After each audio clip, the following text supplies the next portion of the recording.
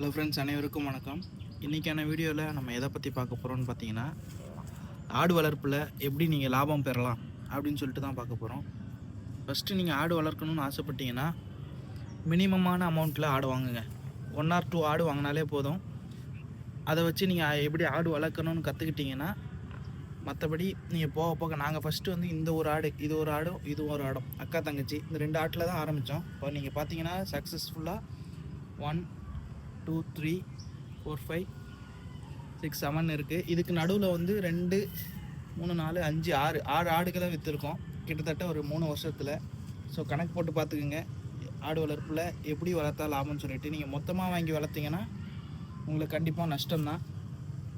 So அதனால் என்ன பண்ணுறீங்கன்னா, நான் சொன்ன மாரி ஒரு 2 ஆடு இல்லை 3 ஆடு வாங்கி வளர்த்து லாபம் பெற கற்றுக்குங்க. இந்த வீடியோ பிடிச்சிருந்துச்சா மறக்காமல் லைக் பண்ணிவிடுங்க. நம்ம சேனலை சப்ஸ்கிரைப் பண்ணிக்கோங்க இது போல் வீடியோக்கு. தேங்க்யூ.